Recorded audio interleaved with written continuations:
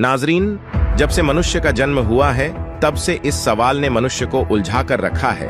आज हम चर्चा करेंगे पुनर्जन्म की, जिसे इंग्लिश में रीइंकार्नेशन भी कहते हैं। इस एपिसोड में हम देखेंगे कि साइंस ने पुनर्जन्म पर क्या रिसर्च की है और यूनिवर्सिटी ऑफ वर्जीनिया की रिपोर्ट को भी देखेंगे, जिसमें 2500 से ज्यादा केस दर्ज हैं जो पुनर्जन्म के एविडेंस को दिखाते हैं। और साथ ही इस रिपोर्ट को हम अपने धर्म ग्रंथों की किताबों से भी मैच करेंगे और आपको उन लोगों से भी रूबरू करवाएंगे जो सबूतों के साथ दावा कर रहे हैं कि उनका पुनर्जन्म हुआ है। वो पहले मुसलमान थे, अब उनका जन्म हिंदू परिवार में हुआ है। नाजरीन, अल कबीर इस्लामिक चैनल पर आपका स्वागत है। आगे की हकीकत जानने से पहले हम आपसे गुजारिश करना चाहते हैं कि अगर आपने अभी तक हमारा चैनल सब्सक्राइब नहीं किया है तो कृपया हमारे चैनल को सब्सक्राइब कर लें और वीडियो को शेयर जरूर करें। आपका एक शेयर किसी भूले भटके हुए को सही रास्ता दिखा सकता है। अब आगे की कहानी। एक मुस्लिम परिवार से एक्सपायर हुई बच्ची, जिसका जन्म जो है अहिरका गांव के हिंदू परिवार में हुआ है और उसकी बहुत सारी रहस्यमय चीजें हैं। जन्म, मृत्यु और जन्म के बीच में कौन सा वो सफर चल रहा है, आत्मा कित की जावे है, बहुत सारे सवाल हैं। तो उन सवालों के जवाब खातिर हम पहुंच गए हैं अहिरका गांव में। हम देख सको, ये जिला जींद का अहिरका गांव है भाई। ये देखो भाई, ये है वो 4 साल की बच्ची। आज बेटे आगे बैठ जा। क्या नाम है?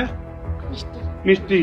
4 साल की मिष्टी, जो कि पिछले जन्म में क्या नाम था? पीछे रानी। पिछले जन्म में रानी था भाई। अच्छा, पिछला जन्म कहाँ हुआ था बेटे आपका? उड़ीसा में। देख रहे भाई, छोटी सी 4 साल। कितनी उम्र आपकी? 4 साल। 4 साल की मिष्टी, जिसको ये पता है कि भाई उड़ीसा भी कोई जगह है देश के अंदर। और आपके पापा का क्या नाम बेटा? पिछले वाले पापा जो? सलमान। ले भाई, सलमान की बेटी है। अरे ई वाले पापा क्या नाम है? सुभाष। सलमान की बेटी ने सुभाष के घर में जन्म लिया है। आपकी मम्मी का नाम क्या बेटे, जो उड़ीसा वाली मम्मी है? समीना। और आपके भैया का नाम? आसमान। आपकी बहन का? मोड़ी। तो ये देखो भाई, बड़ा आश्चर्यजनक सा मामला है। ये 4 साल की बच्ची और पटापट बताने लग रही है अभी पिछले जन्म में उड़ीसा में इसका जन्म हुआ था। और आपके घर के आसपास कोई क्या चीज होती थी? आगे तो मंदिर। अच्छा। और पीछे स्टेडियम। अच्छा, पीछे स्टेडियम था। हाँ। अच्छा। और आपकी मम्मी जो है वो जब प्रेयर करती थी, कैसे याद करके करती थी? बताना करके। ये देखो भाई, यानी कि नमाज पढ़ी जाती थी इनके घर में। देखो, आश्चर्य की बात है कि मुस्लिम परिवार की एक लड़की, जिसका जन्म हिंदू परिवार में हुआ है। इस बात का एक बहुत बड़ा उदाहरण भी मिला है कि भाई जिस अल्लाह को, जिस खुदा को, जिस गॉड को, जिस भगवान को, जिस वाहिगुरु को हम अलग अलग नाम तक जाना है, वो एक के है। ये बहुत बड़ा उदाहरण इस बच्ची ने बहुत बड़ा उदाहरण बना के दिखा दिया है। तो इसके ऊपर हमने रिसर्च करी है, काफी सारी चीजें निकल कर आई हैं। इस बिटिया का नाम, पिछला नाम क्या था आपका? रानी।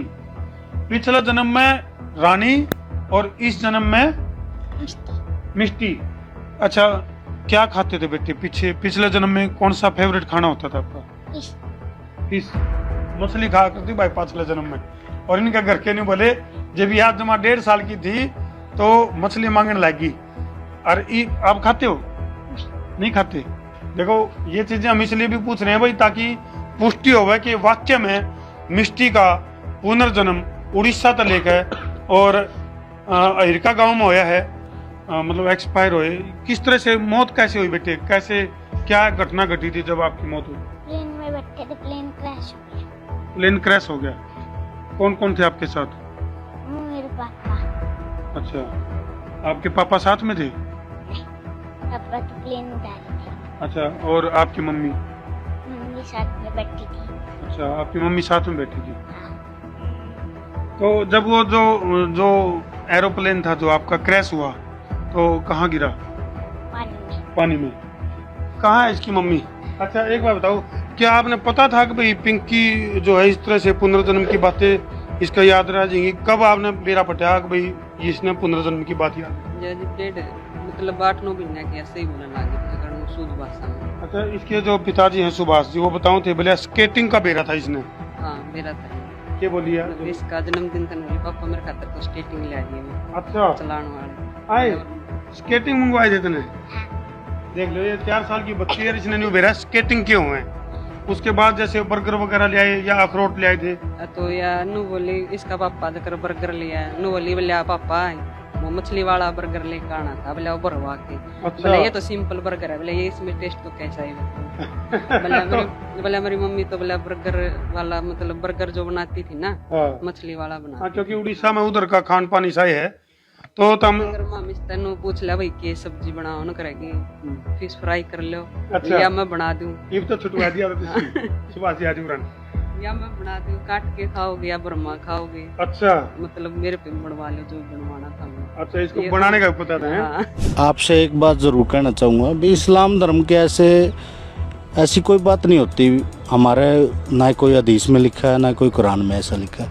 लेकिन मैं जैसे बच्ची बता रही है, मैं इस चीज़ को एक चीज़ मानता हूँ भी बच्ची ये कुदरत का करिश्मा उस अल्लाह की मर्जी है भी इस बच्ची को इतना कुछ याद है। भाई साहब आपका क्या नाम है? कुलदीप दिन है जी। कुलदीप दिन। हाँ जी। तो आप मतलब मुस्लिम परिवार से बिलोंग करते हैं? मुस्लिम परिवार से जी।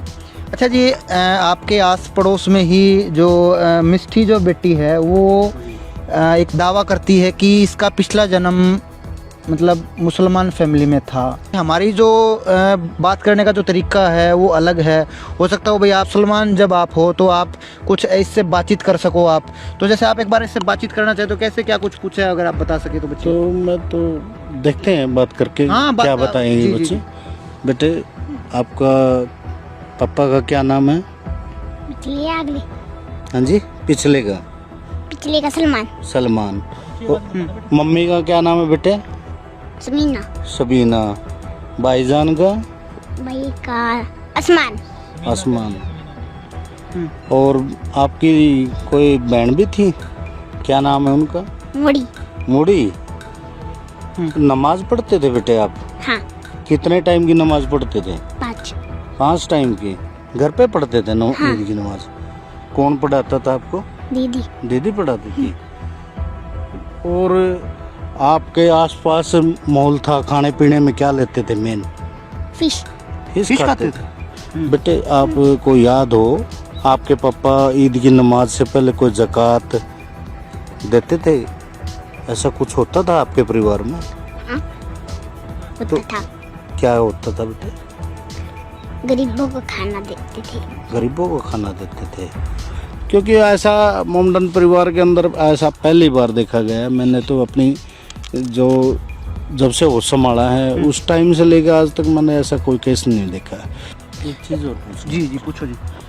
बेटे जैसे आपका इंतकाल हो गया, इंतकाल होने के बाद में तैया दसमा वगैरह होता है उधर, तैये को क्या करते हो आपको पीछे की याद है बेटे? या तो उसको सुबह की दूध देते हैं या शाम को दूध देते हैं? मरने के बाद पूछ रहा हूँ मैं, जैसे इंतकाल हो गया 1 बजे। वो तो 10वें की होगी। देखो जी जैसे ये बता रही है भी 1 बजे होती है, तो 10वें की दूध हमारे 1 बजे 1:30 बजे दुआते हैं। 2 बजे के बाद दूध फातिया होता है। तैये पे सुबह होता है जैसे इन्होंने बोला अभी सुबह का। तो इन चीज़ों से मैं थोड़ा सहमत हूँ भी, ये मोमडन परिवार से संबंध है बिल्कुल है। नाजरीन, पुनर्जन्म के मामलों को और भी गंभीर बना दिया जब वैज्ञानिकों ने भी अपनी रिसर्च में एक नहीं हजारों केसों में पुनर्जन्म की कहानियों को एकदम सटीक पाया। नाजरीन, हैरत अंगेज बात यह है कि मुस्लिम मौलाना स्कॉलर्स बताते हैं कि इंसान का दोबारा जन्म नहीं होता। हम नहीं मानते पुनर्जन्म को, और आसमानी किताबों, कुरान मजीद और वेदों में भी कहीं भी प्रमाण नहीं है कि पुनर्जन्म होता है। लेकिन नाजरीन, जब आप हमारी इस वीडियो को देखेंगे तो आपके होश फाख्ता हो जाएंगे।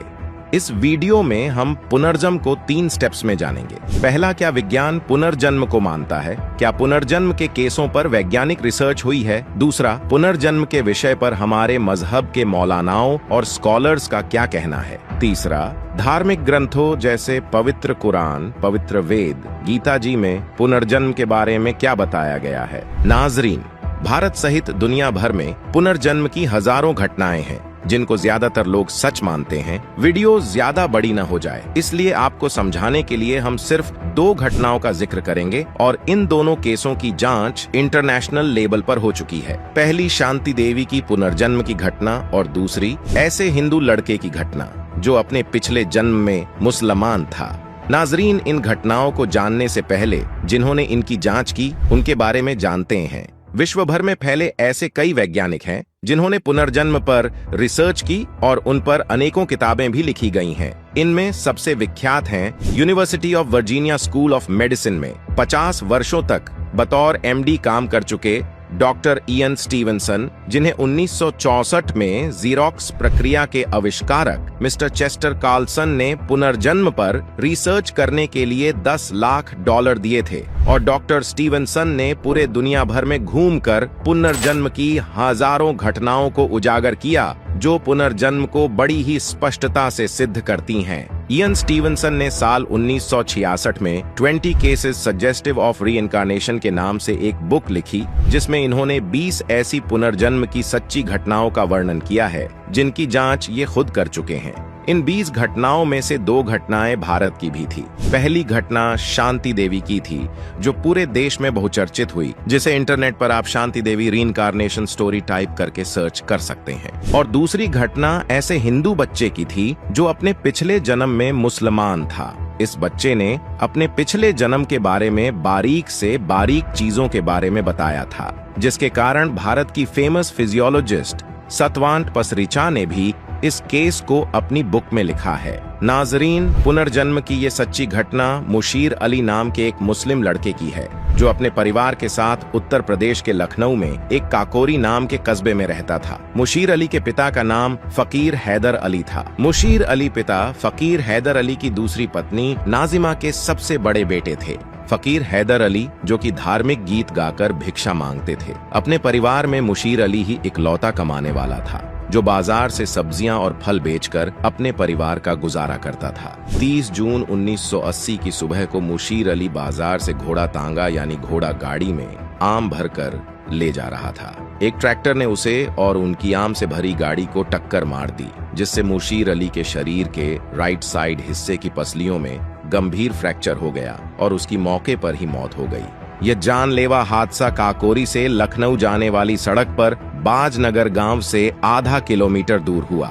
मौत के समय मुशीर अली की उम्र 25 वर्ष थी। नाजरीन, मुशीर अली की मौत के ठीक 1 साल बाद ही यानी कि सन 1981 में मुशीर अली का पुनर्जन्म उत्तर प्रदेश के लखनऊ जिले के बाजनगर गांव में हुआ। अब मुशीर अली का जन्म एक हिंदू परिवार में हुआ। यहाँ पर इनके पिता का नाम गुरु प्रसाद और माँ का नाम विश्वना था और इनका नाम नरेश रखा गया। नरेश बर्थ डिफेक्ट के साथ पैदा हुआ था, जिसके शरीर पर राइट साइड की पसलियों पर गहरा निशान था। ये निशान ठीक वही जगह था जहां पर मुशीर अली की पसलियों में फ्रैक्चर हुआ था। जन्म के 1 साल बाद नरेश ने बोलना शुरू कर दिया। तब नरेश अपनी 1 साल की उम्र में काकोरी काकोरी बार बार बोलता रहता था। नाजरीन, ये वही जगह थी जहां पर मुशीर अली का जन्म हुआ था, पर नरेश के इन शब्दों पर किसी ने ध्यान नहीं दिया क्योंकि वो छोटा था। जब नरेश 2 साल का हुआ, तब नरेश घुटने टेक कर यानी नमाज पढ़ने की पोजीशन में देखा गया।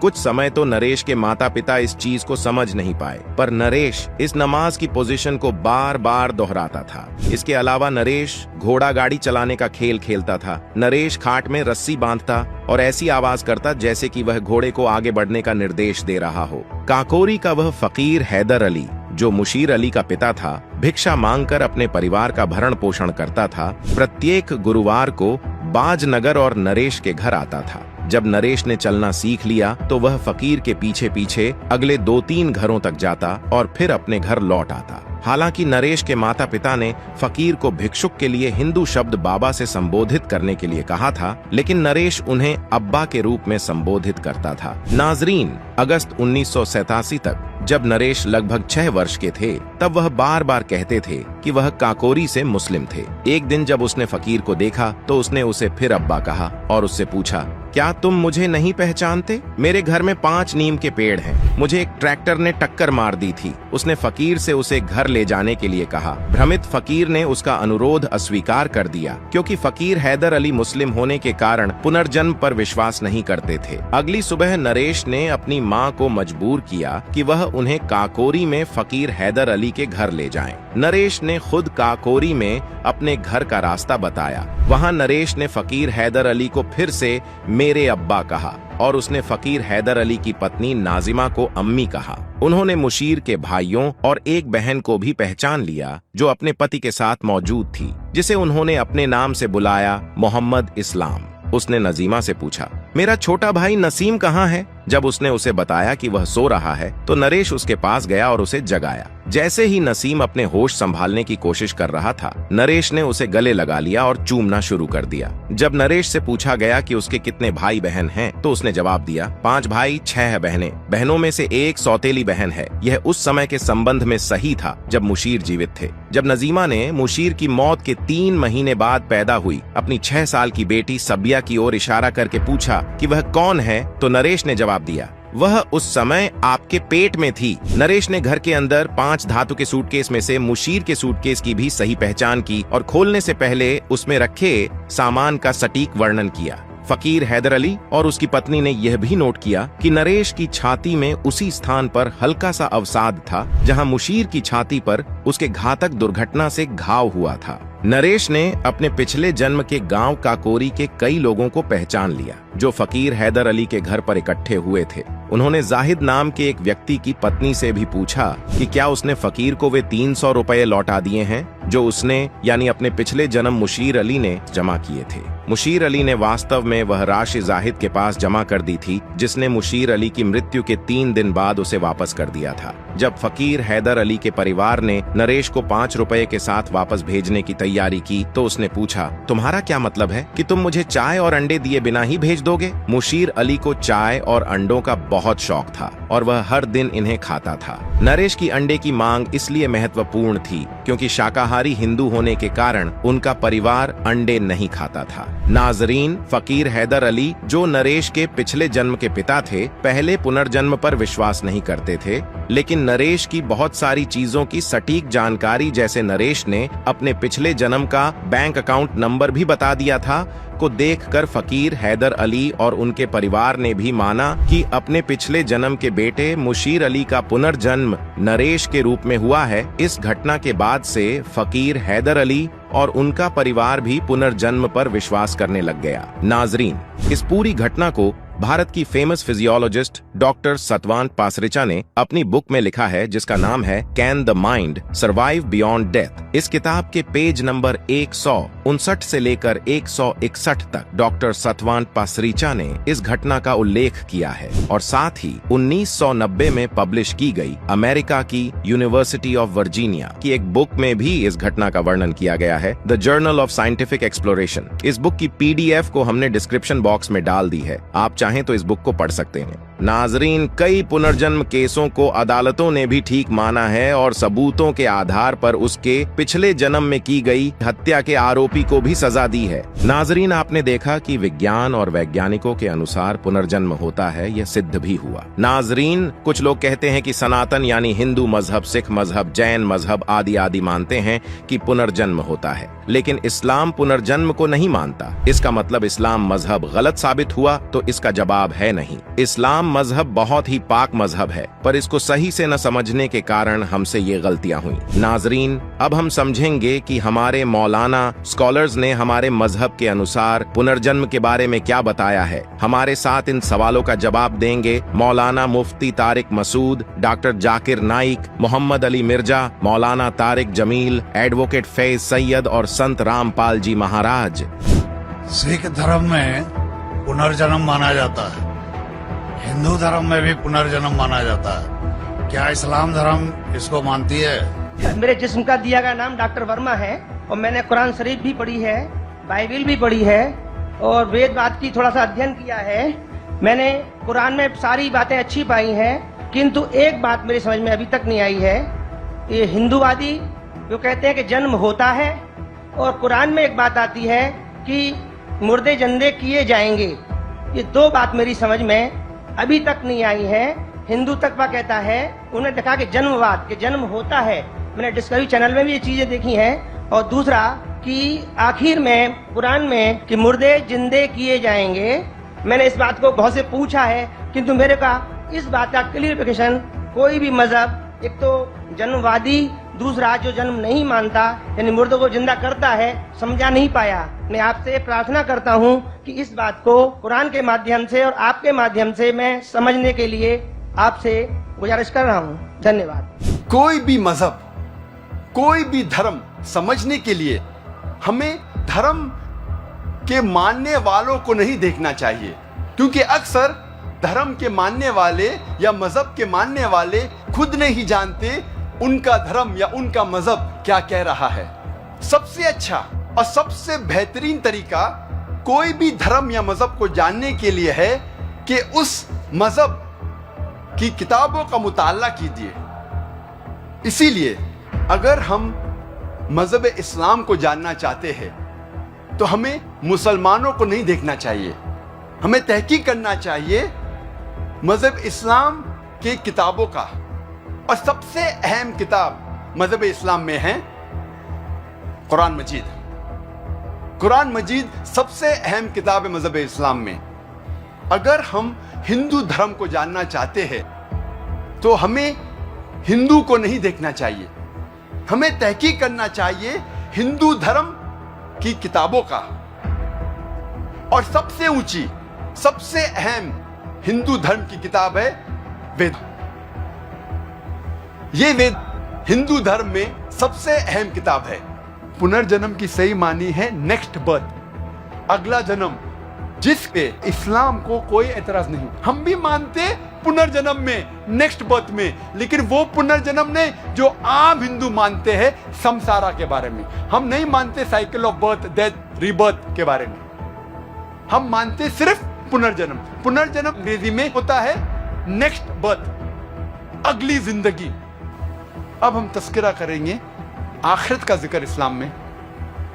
अल्लाह ताला फरमाते सूरह बकरा में सूरह नंबर 2 आयत नंबर 28 में, क्या आप अल्लाह में नहीं ईमान लाएंगे ये जानने के बाद कि अल्लाह ने आपको जिंदगी दी, फिर मौत दी और फिर से जिंदगी दी। अल्लाह ताला फरमाते सूरह मुल्क में सूरह नंबर 67 आयत नंबर 2 में, अल्लज़ी खलक़ल मौत वल हयाता, अल्लाह ने मौत और जिंदगी बनाई ताकि इंसानों को पहचान सके, ताकि इंसानों का इम्तिहान ले सके।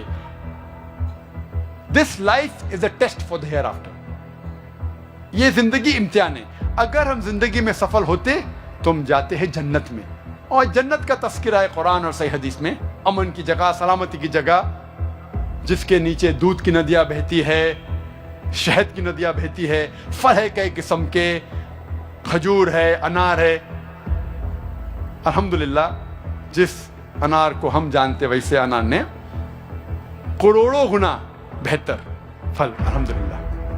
और अगर हम सफलता नहीं पाते इस दुनिया में, हम जाएंगे जहन्नम में।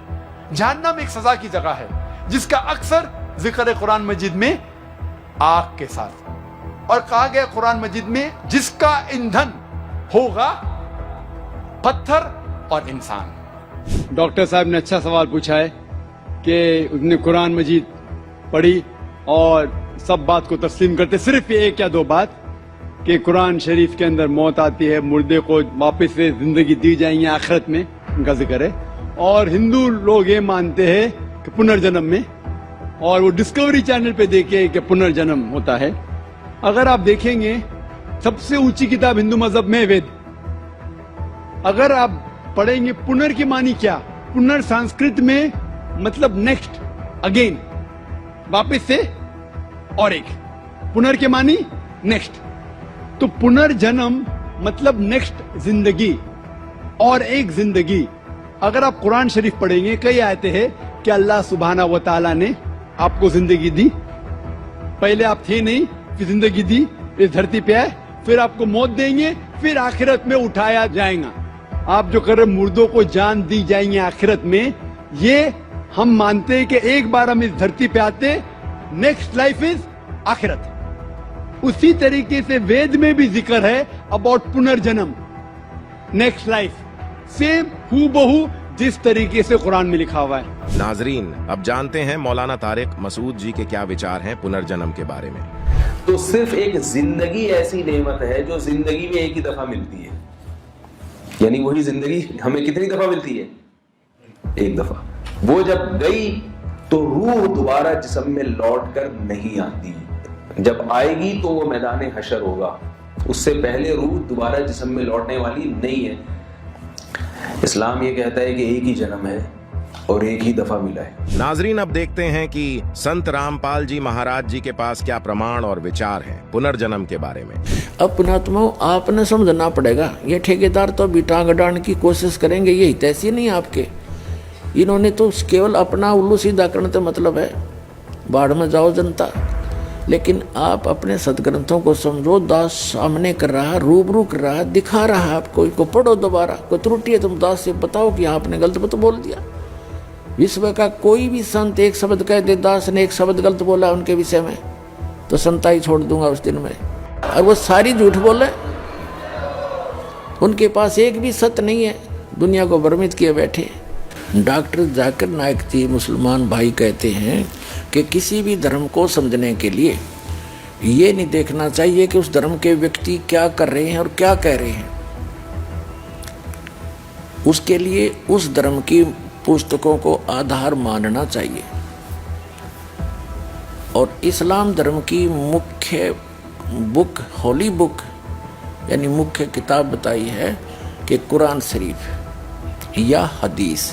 लेकिन कुरान शरीफ आसमानी पुस्तक है, वो गॉड गिवन मानते हैं। और हिंदू धर्म के धर्म को समझने के लिए हिंदू धर्म के व्यक्ति क्या कह रहे हैं, क्या कर रहे हैं, वो ना मानो। हिंदू धर्म के सदग्रंथों को आधार मानकर विवेचन करो। तो दास डॉक्टर जाकिर नाइक जी से प्रार्थना करता है, आपने तो केवल सदग्रंथों की झलक दिखाई और ये दास दिखावेगा उन सदग्रंथों के अंदर की सच्चाई जो आज तक तेरे समझ में नहीं आई, और आप भी देख लेना जाकिर भाई। आइए इसी आधार पर दोनों धर्मों की पुण्य पुस्तकों के होली बुक को पुनः देखते हैं। अब पुनर्जन्म के बारे में वो नहीं मानते। वो क्या कहते हैं कि एक बार आप पैदा हो गए, आपकी मृत्यु जैसी भी उस भगवान ने निर्धारित कर रखी है वो हो जाएगी। उसके बाद आप कब्रों में दबा दिए जाओगे, ठीक है। और जब कयामत आवेगी, यानी कयामत माने महाप्रलय होगी, पृथ्वी भी नहीं रहेगी, सारा कुछ नाश हो जाएगा, आकाश भी नहीं रहेगा। उस समय आप सभी को उन कब्रों से निकाला जाएगा और फिर जीवित किया जाएगा। जिन्होंने कुरान शरीफ के ज्ञानदाता की आज्ञा का पालन किया और उसके अनुसार भक्ति साधना उपासना करते रहे, वो तो जाएंगे जन्नत में। और जिन्होंने आज्ञा का पालन नहीं किया, जो विमुख रहे और बकवाद करते रहे, वो जाएंगे नरक में। स्वर्ग को कहते हैं वो जन्नत यानी बहिश्त, और नरक को कहते हैं दोजख। तो सदा के लिए फिर कोई जन्म नहीं होगा, इनका मानना है। किनका? मुसलमान भाइयों का। ये दोष मुसलमान भाइयों का नहीं है, उनके कुरान शरीफ के पढ़कर सुनाने वालों की गलती रही है, वो समझ नहीं सके। जैसे पवित्र बाइबल के अंदर जो वर्णन है, परमात्मा निराकार है, उसको स्पष्ट लिखा है प्रथम ही उत्पत्ति में, और आज तक सब उसको निराकार बता रहे। तो वो उस ईसाई धर्म और यहूदी धर्म के व्यक्तियों का दोष नहीं है, उसके पढ़ने वालों की त्रुटि है। कुरान शरीफ के अंदर जो गूढ़ रहस्य है उसको ना समझकर जो मुसलमान धर्म के सभी लोग भ्रमित हैं, वो उनका दोष नहीं है, वो उन मुल्ला और काजियों का है जो उनको समझ नहीं सके, ढंग से समझा नहीं सके। अब इन्होंने तो फाइनल कर दिया कि जो जन्म ईब ताप का हो गया और मृत्यु हो जाएगी, कब्र में दबा दिए बस। उसके बाद कभी कयामत आवेगी, आखिरत आवेगी। आखिरत माने अंत आवेगा। तो उस समय सबको एक वचन से वो अल्लाह जीवित कर देगा और फिर स्वर्ग में जाने वाले स्वर्ग में जाओ, नरक में जाने वाले नरक में, फाइनल कर दिया। फिर कभी कुछ नहीं होगा। ये मानना है मुसलमान धर्म के व्यक्तियों का। पहले भी नहीं हुआ है ऐसा, एक ही बार होगा, यू फाइनल है इनका। अगर पहले कभी हुआ होता जन्मवीर, फिर कयामत आई होती तो पुनर्जन्म आपा हो गया। तो ये मानते नहीं पुनर्जन्म को, बिल्कुल नहीं मानते। पुनर्जन्म, पुनर्उत्पत्ति का कुरान शरीफ के अंदर आपको ज्ञान देते हैं, दिखाते हैं। पवित्र कुरान शरीफ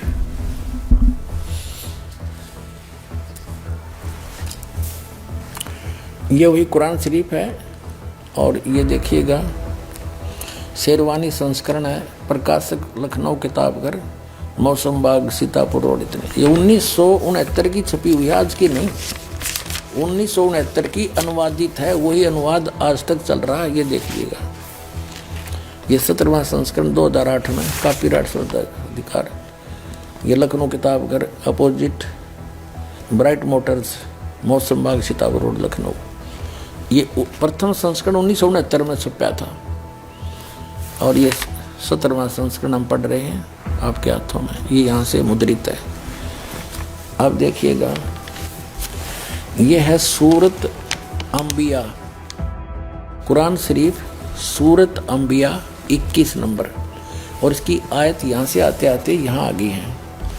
यहाँ पर ये 100 होगी, ये वैसी टिप्पणी। इससे आगे फिर ये 553 पर आ गए विमान। इधर तो अरबी भाषा वाली है, इधर ये हिंदी है, इसलिए एक प्रश्न ज़्यादा बन जाता। 553 पर आ गए हम। यहाँ तो दूसरी, ये दूसरी शुरू होगी यहाँ पर, हिज़्ब 22। ये तो यहाँ से शुरू होती है, यहाँ से, इसलिए वहाँ लिखी गई। इस 21 अंबिया की ये आयत यहाँ तक चल रही है। 103 समाप्त हुई और ये 104 यहाँ से शुरू होती है आयत।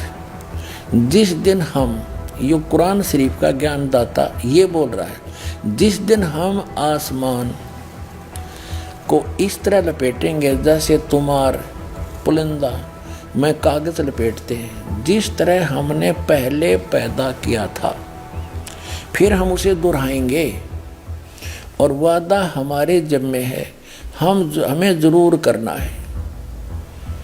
फिर पढ़ लो एक बार अच्छी तरह कि जिस दिन हम आसमान को और इस तरह लपेटेंगे जैसे तुम्हार पुलिंदा में कागज लपेटते हैं, जिस तरह हमने पहले पैदा किया था, और फिर हम उसे दोहराएंगे। यह वादा हमारे ज़िम्मे है, हमें ज़रूर करना है। अपना तो ये बालकों के लेख हैं, इनको कोई समझ सकता है कि तो एक इस 21 ब्रह्मांड के मालिक के कोड वर्ड हैं, चाहे कुरान शरीफ है, चाहे श्रीमद् भगवद गीता, चाहे वेद है। और दिखाते हैं आपको, फिर क्लियर होगा कंसेप्ट। इसी कुरान शरीफ का ये है सूरत 67, ये यहाँ से प्रारंभ हुई। ये है कुरान शरीफ चल रही है, कुरान शरीफ। और सूरत मुल्क की 67, मुल्क की 67, सूरत मुल्क की 67 की आयत नंबर ये 2 है, एक यहाँ समाप्त हुई। ये कहते हैं शुरू अल्लाह के नाम से जो निहायत रहम वाला बेहद मेहरबान है।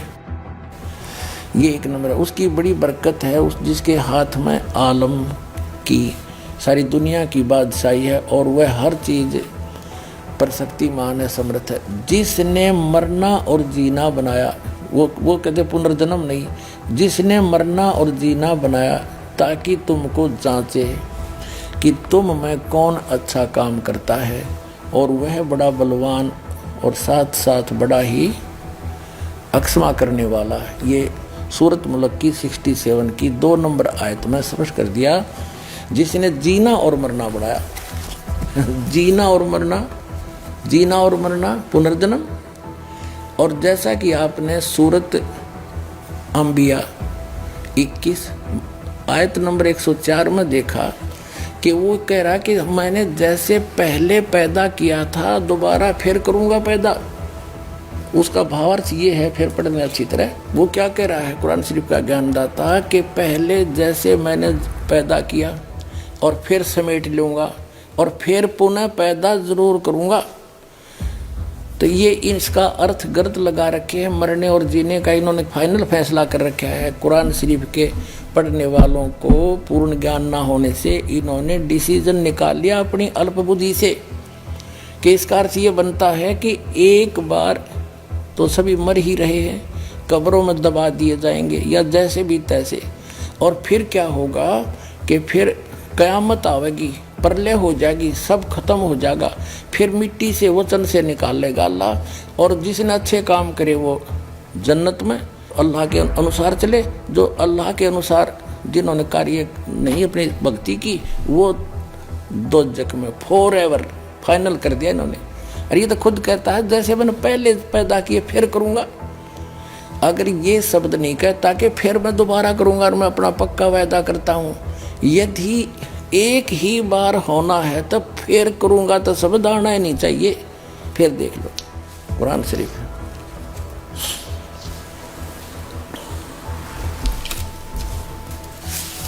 ये वही किताब है कुरान शरीफ। फिर दोबारा दिखाते हैं आपको। ये है सूरत अंबिया 21, कुरान शरीफ सूरत अंबिया 21 की आयत नंबर ये चलती चलती आ रही है। ये आके आगे ये 100, इसके बाद यहाँ आ जाती है 553 पृष्ठ पर। मौसम बाग सीतापुर रोड लखनऊ से छपे प्रकाशन के। यहाँ देखिएगा 103 खत्म हुई, 104 नंबर आयत चली। जिस दिन हम आसमान को इस तरह लपेटेंगे, यानी क़यामत के समय, जैसे तुम्हार यानी कागज़ का रोल बना दिया जाता है, लपेट लेते हैं, और जिस तरह हमने पहले पैदा किया था उसी तरह हम दोहराएंगे, फिर पैदा करेंगे, और वायदा हमारे जिम्मे है, हम जरूर करना है। अब क्या स्पष्ट हो गया? यदि जो ये निष्कर्ष निकाले बैठे मुसलमान भाई कि एक बार क़यामत आवेगी तब तक ये उस कब्रों में फट रहेंगे, तेरा गजब, ये कोई ज्ञान है? वास्तविकता क्या बता रही कुरान शरीफ की? ये वही है कि जैसे क़यामत आओगी, प्रलय होगी, उसके बाद फिर दोबारा सृष्टि रची जाएगी, पुनर्जन्म होगा सबका कर्म अनुसार। कुरान शरीफ तो ये कहना चाहती है, ये गलत समझ रहे हैं, इनको ज्ञान नहीं है बिल्कुल भी। अब इससे नहीं कोई यूँ कहेगा इसका तजुर्मा गलत कर दिया, तजुर्मा अनुवाद ठीक ना कर रखा होगा, सारे हम दिखाऊंगा। ये देखिएगा कुरान मजीद, ये सिर्फ नाम का अंतर है, लेख ज्यों का त्यों है। ये है तजुर्मा मौलाना फतेह मोहम्मद खान साहिब जालंधरी तसही, मौलाना अब्दुल मजीद सरवर साहिब, प्रकाशक है Farid book depot private limited, नई दिल्ली से। यही है सारा कुछ, वही है। ये 2006 में छपा है, 982 पृष्ठ हैं। ये यहाँ से प्रकाशित है, दरियागंज नई दिल्ली से। इनके फ़ोन और फॉक्स नंबर अब आपको दिखाते हैं। ये है सूरत अंबिया कुरान मजीद, नाम बदल रखा है, शरीफ कहो चाहे मजीद कहो, कोई अंतर नहीं है। सूरत अंबिया 21। अब यहाँ आ जाते हैं हम आगे अगले पृष्ठ पे, 104 आयत पर पहुँचे। यहाँ पर दूसरी शुरू हो जाती है हज, लेकिन ये होती यहाँ से शुरू, इसलिए वहाँ लिख दिया जाता ये हज वाली, लेकिन ये चल रही है अंबिया 104। जिस दिन हम आसमान को इस तरह लपेट लेंगे जैसे खेतों का तुमार लपेट लेते हैं, जिस तरह हमने कायनात को पहले पैदा किया था, आए है, उसी तरह दोबारा पैदा करेंगे। यह वायदा जिसका पूरा करना ज़रूरी है, हम ऐसा ज़रूर करने वाले हैं। और इनका जो सिद्धांत है, इन मुसलमान भाइयों ने इस कुरान शरीफ को ठीक से ना समझ कर वो गलत निष्कर्ष निकाल रखा है कि बस इनका फाइनल ये है कि चलते रहेंगे, मरते रहेंगे, कब्र में दबाते रहेंगे, और जब क़यामत आएगी फिर भगवान यानी सब कुछ नष्ट हो जाएगा। आसमान भी इसने कह दिया समाप्त कर दूंगा, तो रहेगा क्या फिर? तो फिर कहते हैं फिर सबको जीवित करेगा अल्लाह। उनकी अपनी सोच वो गलत है, वो सोच। और फिर सदा के लिए वो स्वर्ग वाले स्वर्ग में, निकम्मे वाले नरक में, फिर दोबारा जन्म होना नहीं। और ये कहते हैं इस कायनात को पहले की तरह मैं फिर से उत्पन्न करूँगा, फिर पैदा करूँगा, ये मेरा पक्का वायदा है। एक और दिखाता हूँ, ये देखिएगा, एक और कुरान इसकी अनुवाद दिखाता हूँ आपको, ये देखिएगा। ये मुख्तसर तफसीर एहसनुल बयान तर्जमा मौलाना मोहम्मद जूनागढ़ी, तफसीर हाफिज सलाहुद्दीन यूसुफ, हिंदी तर्जमा व तरतीब मोहम्मद ताहिर हनीफ। और ये दारुसलाम प्रकाश के वितरक। इसमें इन्होंने अपने हिसाब से कर रखे, यहाँ से उल्टी साइड से चला है, यहाँ से चले हैं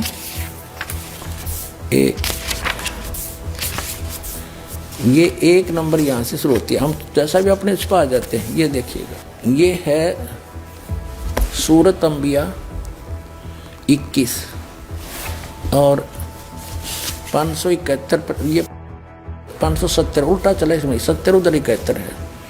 और ये 104 नंबर आयत है। जिस दिन हम आकाश को इस तरह लपेट देंगे जिस तरह रोल के कागज पंजी का लपेट दिए जाते हैं, और हमने पहली बार पैदा किया था उसी तरह दोबारा करेंगे। यह हमारा मजबूत वादा है और यह हम जरूर करके रहेंगे। ठीक हो गया। जिस तरह हमने पहले पैदा किया था उसी तरह फिर करेंगे। अब जैसे आपने ये कुरान शरीफ फिर दिखाते हैं आपको, ये कुरान शरीफ वही है।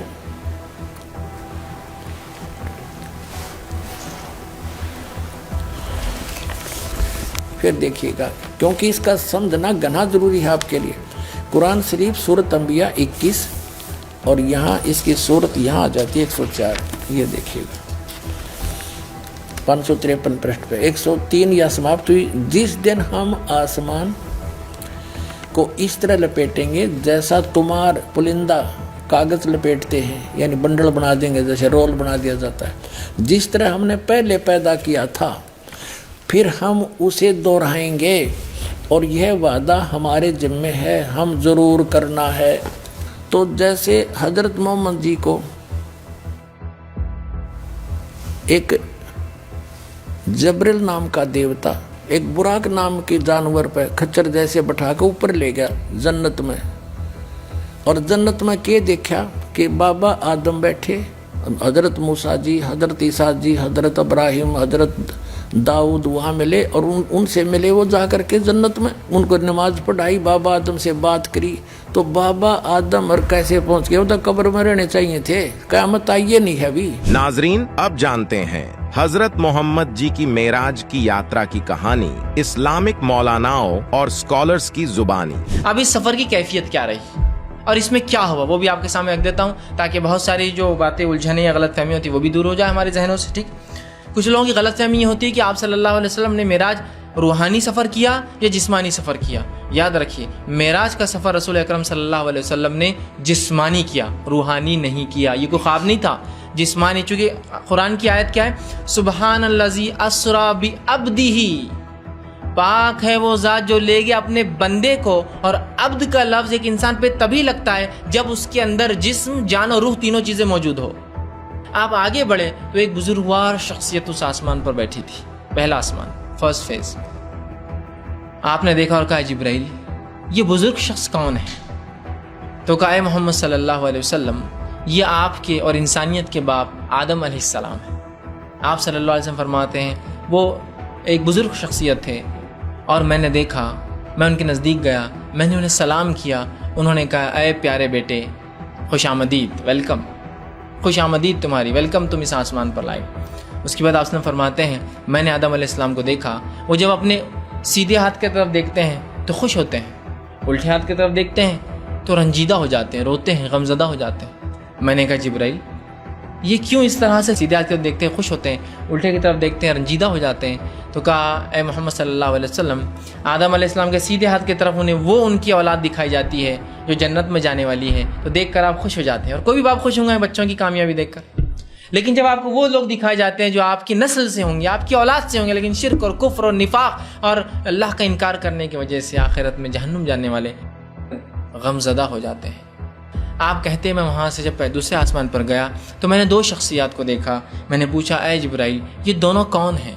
इससे भी पता चलता है नबी अकरम सल्लल्लाहु अलैहि वसल्लम इल्म गैब नहीं था। आप बार बार पूछ रहे ये कौन है, ये कौन है, ये कौन है, ये कौन। तो कहा है मोहम्मद सल्लल्लाहु अलैहि वसल्लम इसमें से जो एक है वो याहिया इब्न ज़करिया है। याहिया इब्न ज़करिया मतलब याहिया अलैहिस्सलाम है जो ज़करिया अलैहिस्सलाम के बेटे थे। और दूसरा कहा गया ये ईसा इब्न मरियम है अलैहिस्सलाम। तीसरे आसमान की तरफ जब आप बढ़े मैंने पूछा जिब्राइल ये कौन इंसान है? तो कहा ये यूसुफ इब्न याकूब अलैहिस्सलाम, यूसुफ अलैहिस्सलाम। सलाम हूँ आपने कहा है प्यारे बेटे ए नबी अल्लाह के, आओ आपका खुशामदीद वेलकम। और इब्राहिम अलैहिस्सलाम ने आपको वेलकम किया, आपका इस्तकबाल किया। और एक रिवायत में आता है कि इब्राहिम अलैहिस्सलाम वहाँ जब आपसे मिले वो बैठे हुए थे और जिस जगह इब्राहिम अलैहिस्सलाम 7वें आसमान पर रहते हैं वहाँ एक बैतुल मामूर एक घर भी अल्लाह का याद रखिए। जिस तरह से काबा दुनिया में घर है तो वैसे ही 7वें आसमान पे इसी काबे की सीध में एक और घर है आसमान पे, उसको बैतुल मामूर कहते हैं। तफसीलात आगे आएंगी बैतुल मामूर की। तो आप फरमाते मैंने इब्राहिम अलैहिस्सलाम को वहाँ पाया और वहाँ एक घर था जैसा काबा है दुनिया में और फरिश्ते उसका तवाफ़ करते थे, तवाफ़ करते थे जैसा हम तवाफ़ करते हैं। और एक वक्त में 70,000 फरिश्ते उसका तवाफ़ करते थे और उसके बाद जब निकल जाते थे तो क़यामत तक उनकी दूसरी बारी नहीं आने वाली है। मतलब फ़रिश्तों की तादाद कितनी है कि एक फ़रिश्ता जब एक बार बैतुल मामूर का तवाफ़ कर लेता है तो क़यामत तक उसको नेक्स्ट चांस नहीं मिलने वाला है। इस दौरान एक वाक़या आपसे फरमाते हैं कि मैं एक जगह से गुज़रा और जन्नत की ये आसमानों की सैर कराने के बाद मुझे जन्नत और जहन्नुम की भी सैर कराई गई। उसी रात जन्नत और जहन्नुम की भी सैर कराई गई। जैसे मैं एक जन्नत के पास से गुज़रा और जब उस जन्नत के पास से गुज़रा तो उस जन्नत के बाहर एक झील थी। उस झील के अंदर एक हूर बैठी थी और उस हूर पर जब मैंने नज़र डाली तो उसकी पिंडली जो निचला हिस्सा होता है पैर का, उसकी पिंडली के अंदर हड्डी और हड्डी के अंदर गूदा और गूदे के अंदर जो नसें होती है वो तक दिख रही थी। इतनी खूबसूरत थी कि जैसे ट्रांसपेरेंट। आपने चेहरा फैलिया और आगे चलेगा तो ये वाक़या मिलता है आपको जन्नत भी दिखाई गई, उसमें आपको जहन्नुम भी दिखाई गई। आप एक जगह अगर आप फरमाते मुझे जहन्नुम दिखाई गई और एक शख्स था जो ज़्यादा हंसता ना था और जहन्नुम नीचे है गड्ढे के अंदर, याद रखिए जहन्नुम नीचे जन्नत ऊँची है तो वो अंदर जो है ईंधन डाल रहा था जिससे वो जहन्नुम और भड़क रही थी, वो और डालता और भड़कती। मैंने पूछा ए जिब्राइल ये कौन है?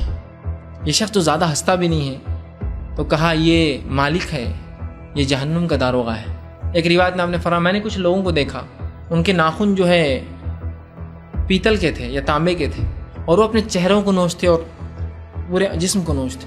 मैंने कहा जिब्राइल ये कौन लोग हैं, क्या करते, ये क्या नोच रहे? तो कहा मोहम्मद सल्लल्लाहु अलैहि वसल्लम ये आपकी कौम के वो लोग हैं जो गीबतें किया करते थे लोगों की। तो गीबत में लोगों की इज्जत उछलती है ना, ये लोगों की इज्जतें उछाला करते थे।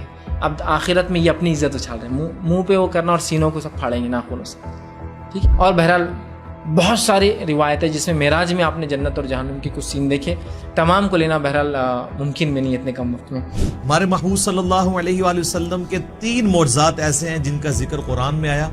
तो ये है अल इसरा, और फिर वहां से आप सल्लल्लाहु अलैहि वसल्लम को एक बुराक पे सवार करके आसमानों का सफर करवाया गया 7वें आसमान तक। तो ये जिस्मानी प्लस रूहानी एक्सपीरियंस है। और फिर आप अलैहिस्सलाम को आसमानों की सैर करवाई गई।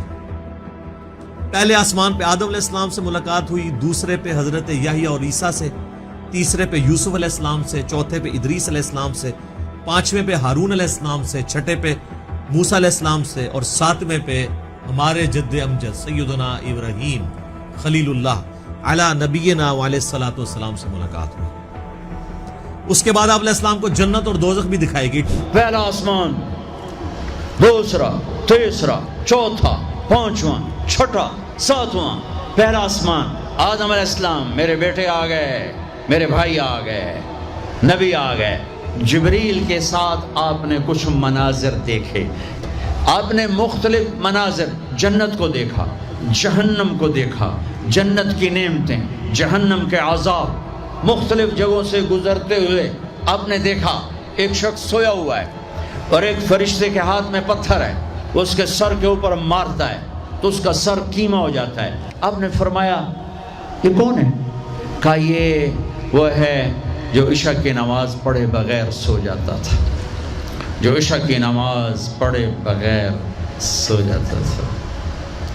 फिर आपने देखा कुछ लोग हैं जो उल्टे लटके हुए हैं, मर्द औरत नंगे, और नीचे से आग उनको जला रही। आपने फरमाया ये कौन है? क्या ये वो हैं जो रोज़ा छोड़ देते थे, जो रोज़ा नहीं रखते थे। काम छोड़ देना, थोड़े कर लेना, काम थोड़ा कर लो। इन यूनिवर्सिटी वालों से कहता हूँ पढ़ाई थोड़ी कर दो बच्चों की, आपसे कहता हूँ अपने काम थोड़े कर दो, अपने नौकरों की ड्यूटी थोड़ी कर दो, सबको रोज़े के लिए तैयार करो, खुद रोज़ा रखो, गर्मी बर्दाश्त करो, भूख बर्दाश्त करो, प्यास बर्दाश्त करो। अल्लाह क़यामत के दिन की गर्मी से बचाएगा, भूख से बचाएगा, प्यास से बचाएगा।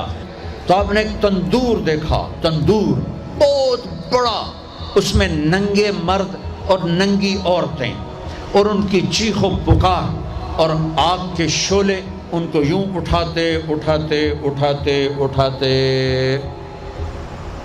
तंदूर के मुंह तक लाते हैं। फिर आग के शोले एकदम नीचे बैठते हैं और वो कलाबाजियाँ खाते हुए पता नहीं कितनी गहराई में जाकर गिरते हैं और फिर चीखते चिल्लाते हैं। फिर आग उनको उठाकर यहाँ लाती है, फिर गिराती है। आपने कहा ये कौन है? कहा ये जानी मर्द और जानी औरतें हैं, जिना करने वाले मर्द, जिना करने वाली औरतें। आगे चले, आपने देखा कुछ लोग हैं जिनके फरिश्ते यहाँ से ना कैंचियाँ डाल के चीरते हैं और यहाँ तक ले जाते हैं, यहाँ तक ले जाते हैं, यहाँ तक ले जाते। वो ठीक हो जाता, फिर चीरते हैं, फिर चीरते हैं। कहिए कौन है? क्या ये उम्मत के फसादी खतीब हैं जिन्होंने उम्मत को जोड़ने की बजाय उम्मत को तोड़ दिया। आगे चले और एक खौफनाक मंजर देखा। आपने देखा कुछ लोग हैं जिनका धड़ इंसानों वाला है, चेहरा सूअर जैसा है।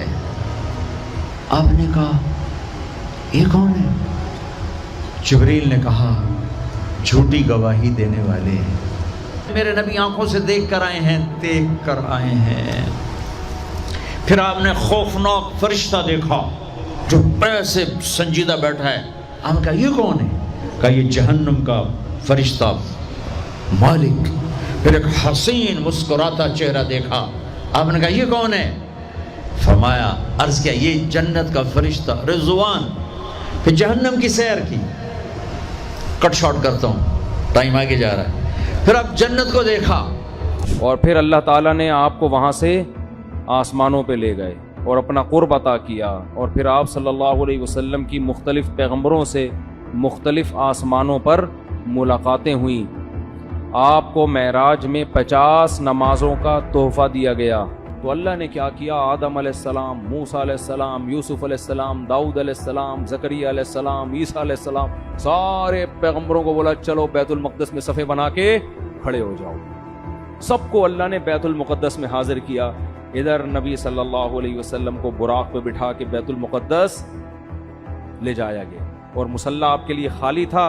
तमाम पैगम्बर इंतज़ार कर रहे हैं और आप सल्लल्लाहु अलैहि वसल्लम ने आके उनको नमाज में उनकी इमामत की। और बहुत सारी चीज़ें थी। अल्लाह ने आपको अपनी आंखों से जन्नत और जहन्नम के मनाजिर दिखाए हैं मेराज की रात। नाजरीन जरा गौर फरमाइएगा कि फैज सैयद मोहम्मद अली मिर्जा, मुफ्ती तारिक मसूद और मौलाना तारिक जमील जी खुद स्वीकार कर रहे हैं कि मेराज यात्रा के दौरान जिब्राइल अलैहि सलाम फरिश्ते ने हुजूर पाक मोहम्मद सल्लल्लाहु अलैहि वसल्लम को बुराक नाम के जानवर के ऊपर बैठाकर 7 आसमानों की सैर पर लेकर गया था, जहां हजरत मोहम्मद जी की हजरत आदम अलैहि सलाम से मुलाकात हुई और उनकी नेक औलादों को जन्नत में और बद को जहन्नुम में देखा और साथ ही अन्य सभी पैगंबरों से भी मिले। उसी दौरान हजरत मोहम्मद जी ने जहन्नुम में किसी को नमाज अदा न करने के कारण दुख उठाते देखा, तो किसी को रोजे न रखने के कारण, किसी को व्यभिचार करने के कारण चीखते चिल्लाते हुए जहन्नुम में देखा, तो किसी को मजहब इस्लाम का विरोध करने के कारण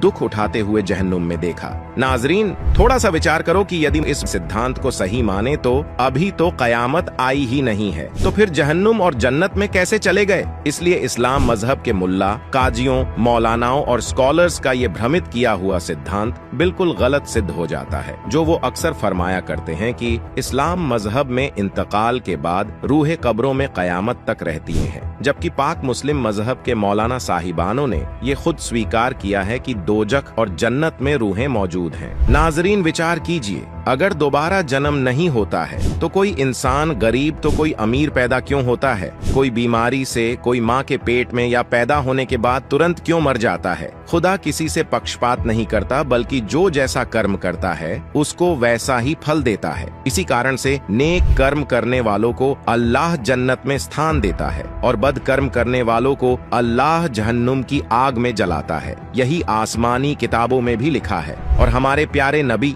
हजरत मोहम्मद जी की आसमानी यात्रा में भी हजरत मोहम्मद जी ने भी यही देखा और हमको बताया। इन बातों को मुल्ला, काजी, मौलाना, स्कॉलर्स भी मानते हैं। नाजरीन, जैसा कि डॉक्टर जाकिर नाइक जनता को भ्रमित करने के लिए ये भी कहते हैं कि अल्लाह सुब्हानहू व तआला ने मौत और जिंदगी बनाई ताकि आप लोग को जांच सके, आप लोग का इम्तिहान ले सके, आप लोगों में से कुछ लोग अच्छे हैं।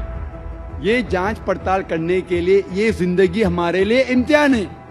नाजरीन, जैसा कि आपने देखा, डॉक्टर जाकिर नाइक फरमा रहे हैं कि हम सभी को खुदा ने इस जहां में परीक्षा के लिए भेजा है। तो नाजरीन, डॉक्टर जाकिर नाइक की ये बात मान भी ली जाए तो सबसे पहली बात, खुदा हम सभी मखलूक को एक समान, एक जैसा पैदाइश करेगा, एक समान अधिकार देगा, एक समान जैसे ही सारी व्यवस्था बनाएगा। मिसाल के तौर पर जिस प्रकार स्कूल में परीक्षा ली जाती है तो एक जैसी बुक होती है और एक जैसा ही पेपर दिया जाता है, तभी परीक्षा दी जाती है। उसी प्रकार यदि कुछ बच्चे जन्म से ही बीमार होते हैं और 5, 6 या 8 साल की उम्र में आकर उनका इंतकाल हो जाता है, या फिर उनकी दिमागी हालत ही काम नहीं करती और उन मासूम बच्चों को खुदा ए पाक की मुकम्मल जानकारी भी नहीं होती, तो वे मासूम बच्चे परीक्षा कैसे दे पाएंगे? नाजरीन, ऐसा उनके साथ पिछले जन्म के बुरे अमालों यानी कर्मों के आधार पर होता है। इससे यह साबित होता है कि डॉक्टर जाकिर नाइक जो बातें बता रहे हैं वह बिल्कुल गलत है। नाजरीन, फिर कर्मों यानी अमाल की बदौलत अल्लाह ताला हमें पृथ्वी पर भेजता रहता है और जिसके जैसे अमाल यानी कर्म होते हैं उसका वैसे ही जन्म होता है। जैसे अच्छे अमाल जायदा है तो अमीर के घराने में पैदाइश होना और सभी सुख सुविधा का मिलना, और बुरे अमाल जायदा है तो गरीब के घर में पैदा होना या कोई बीमारी से ग्रस्त होना, आदि आदि अच्छे और बुरे अमालों का विधान है। और मरने के उपरांत फिर अमालों के हिसाब से अगला जन्म मिलता है। इसी प्रकार ये मरने और जीने का सिलसिला बना रहता है। नाजरीन, जब तक पाक आसमानी किताब कुरान ए पाक की आयतों में बताया गया बाखबर इंसान को नहीं मिलता, तब तक इंसान इसी प्रकार जन्मते और मरते रहते हैं। नाजरीन, क्या आप सभी मुसलमान भाई बहन अपने प्यारे नबी हजरत मोहम्मद सल्लल्लाहु अलैहि वसल्लम को भी झूठा मानोगे? नाजरीन, नहीं, हमारे प्यारे नबी झूठे हरगिज नहीं हो सकते। झूठे हैं डॉक्टर जाकिर नाइक जैसे व्यक्ति, जिन्होंने अपने मुसलमान मजहब की पाक आसमानी किताबों की मुकम्मल तालीम नहीं होने के कारण वे इसे ठीक से नहीं समझ पाए। नाजरीन, आइए अब इसे प्रमाणों सहित ठीक से समझते हैं। अब दिखाता हूँ आपको, ये देखिएगा, ये जीवनी हजरत मोहम्मद सल्लल्लाहु अलैहि वसल्लम, ये यहाँ से छपी है, देखिएगा।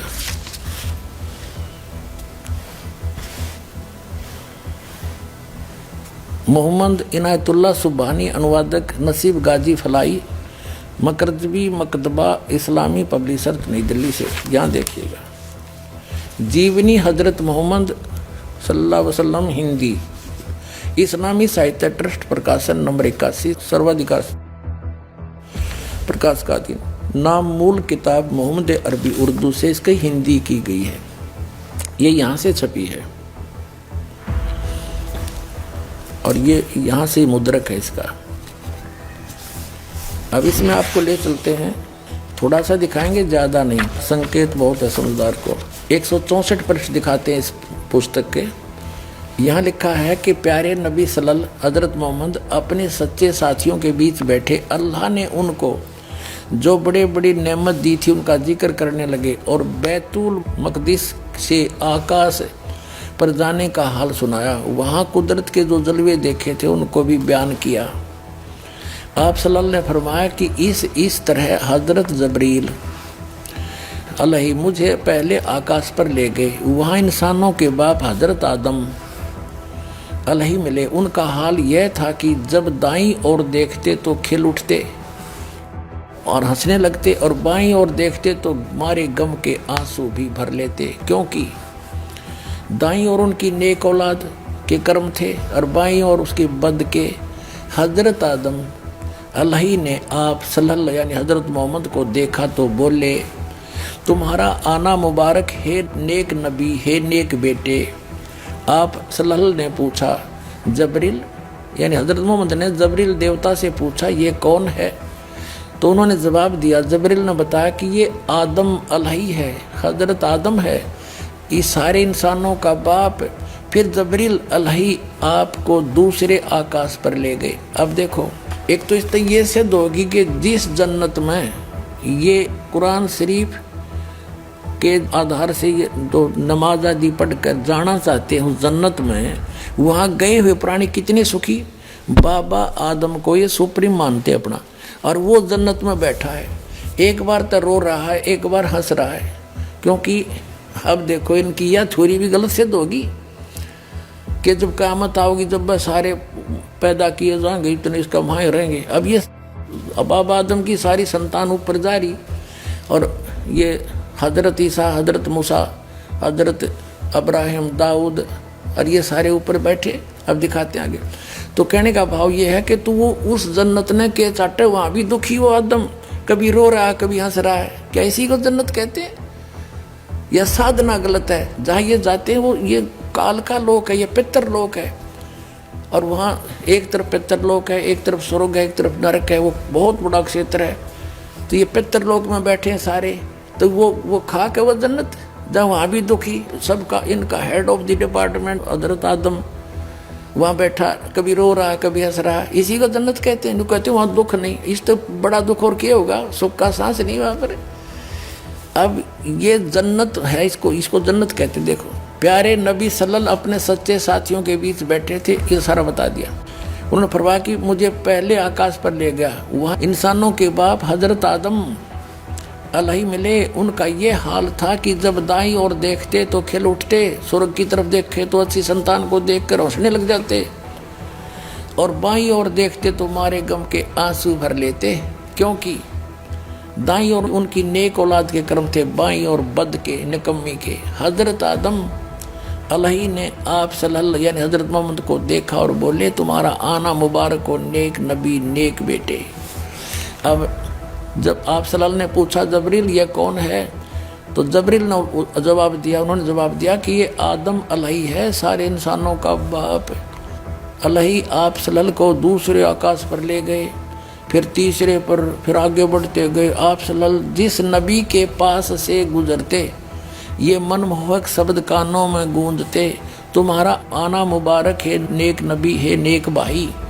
इस तरह आप सल्लल्लाहु सातवें आसमान पर पहुंच गए, वहाँ हज़रत अब्राहिम अलही मिले और देखते ही बोले तुम्हारा आना मुबारक हो है नेक नबी है नेक बेटे। आप सल्लल्लाहु आगे बढ़े और आगे बढ़े और बढ़ते गए, रास्ते में सौंदर्य के रूप भी देखे, प्रकोप के दृश्य भी, हजारों फरिश्ते भी नजर आए।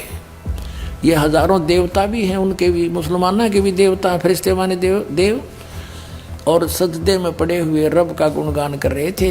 बढ़ते बढ़ते आप अल्लाह के सिंहासन के करीब पहुंच गए, पर्दे के पीछे। वहाँ आप सल्लल्लाहु पर और आप सल्लल्लाहु की उम्मत पर 50 नमाज दर्ज हुई। वापस आए तो हज़रत मूसा अलही के पास से गुजर हुआ,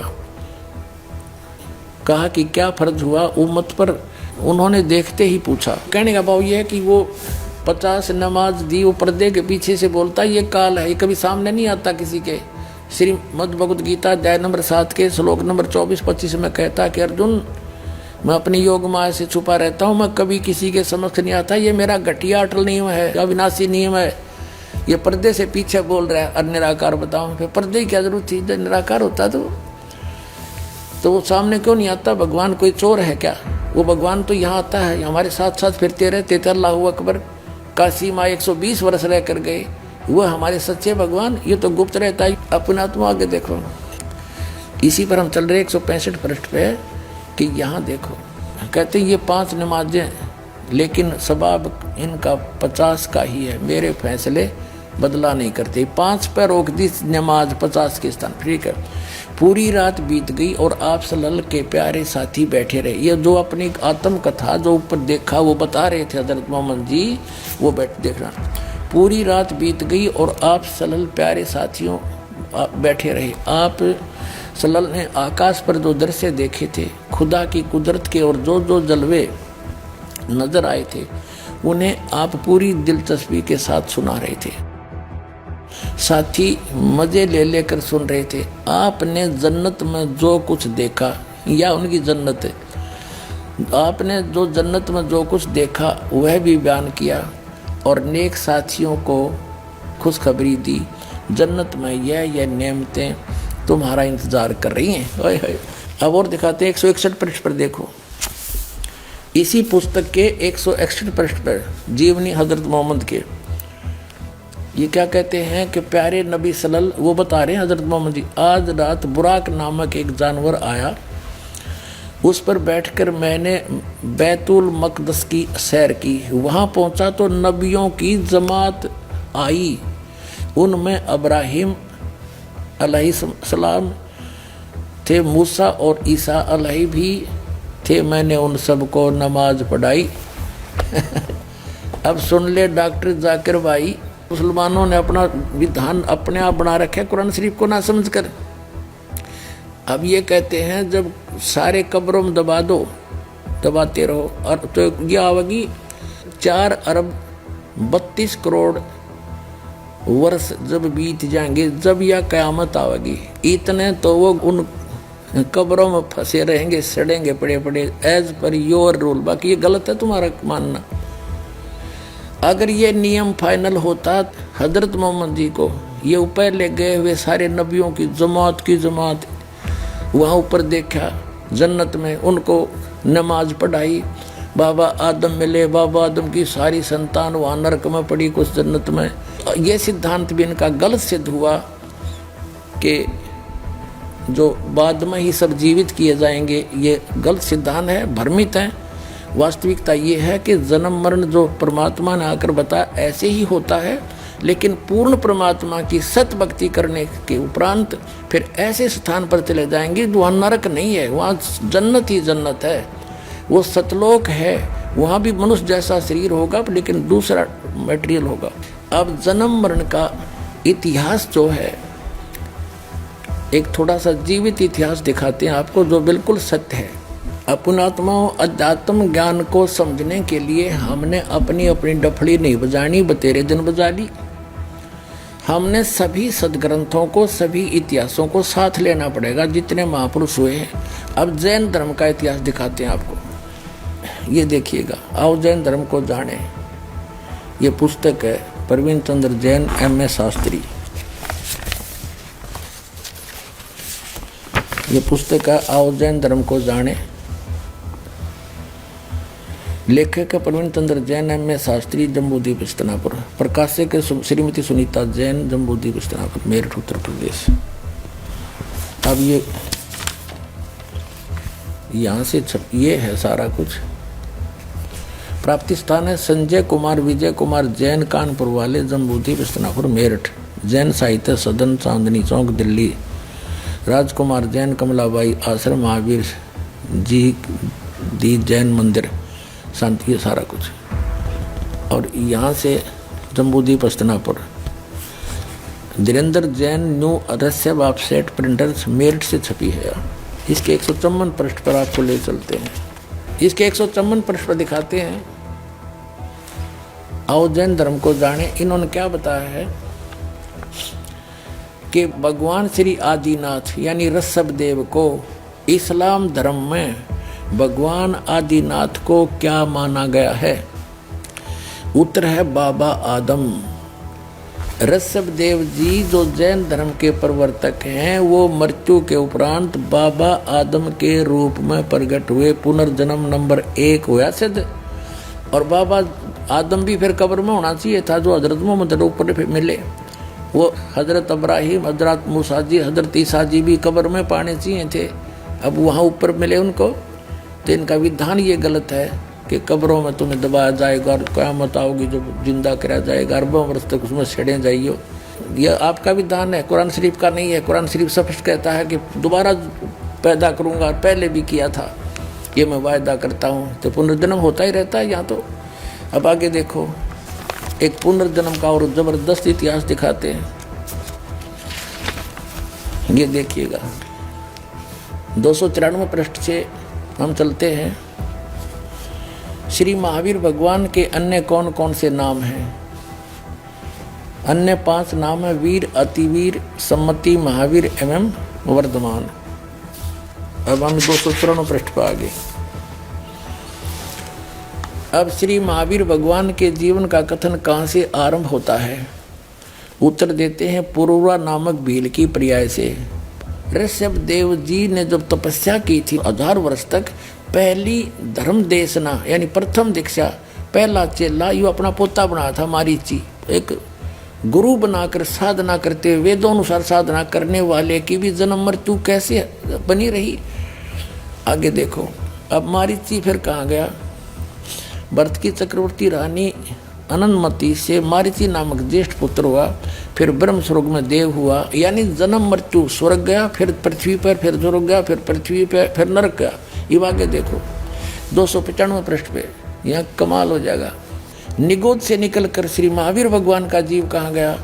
अब देखो अनेकों भाव धारण किए जो इस प्रकार है। 1000 आक वृक्ष के भाव, 80,000 सीप के भाव, 20,000 नीम के भाव वृक्ष के भाव, 90,000 बार केली वृक्ष के भाव, 3,000 बार चंदन वृक्ष के भाव, 5 करोड़ बार कनेर वृक्ष के पेड़ों के शरीर, और 60,000 बार वैश्या के शरीर, 5 करोड़ बार शिकारी के जीवन, और 20 करोड़ बार हाथी बना, 60 करोड़ बार गधा बना, और 30 करोड़ बार कुत्ता, 60 करोड़ बार नपुंसक, 20 करोड़ बार स्त्री, 90 लाख बार धोबी, और 8 करोड़ बार घोड़ा, 20 करोड़ बार बिल्ली, और 60 लाख बार गर्भपात से मरण, और केवल 80 लाख बार देव प्रयाग को प्राप्त हुआ।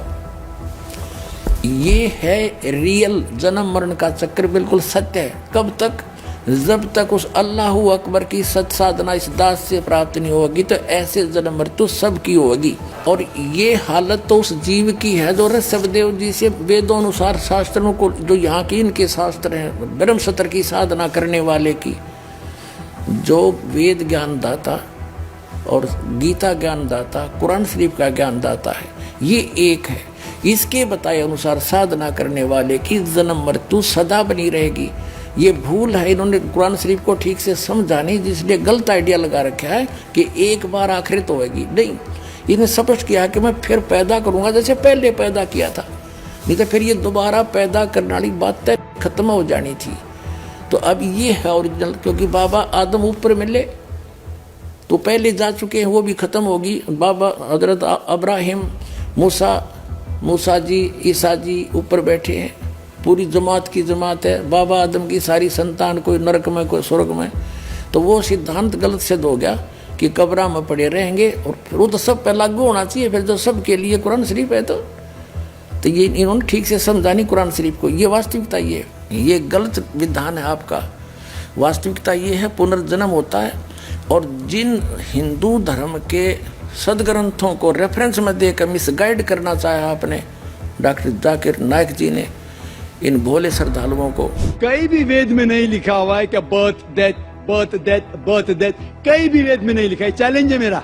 जिस तरीके से कैटरपिलर घास के ऊपर चढ़ता है और फिर दूसरे घास पे जाता है, उसी तरीके से आत्मा पुराने जिस्म को छोड़ के नई जिस्म में जाती है। आम हिंदू समझता है संसारा के बारे में, इंसान पैदा होता है, फिर मरता है, फिर पैदा होता है, फिर मरता है, फिर पैदा होता है, फिर मरता है। ये साइकिल है बर्थ डेथ और रिबर्थ की। लेकिन इसका जिक्र कहीं भी वेद में नहीं है, कहीं भी नहीं है। वेद में पुनर्जन्म का जिक्र है। पुनर्जन्म की मानी, पुनर् मतलब नेक्स्ट, अगला, जन्म मतलब बर्थ, नेक्स्ट बर्थ, पुनर्जन्म।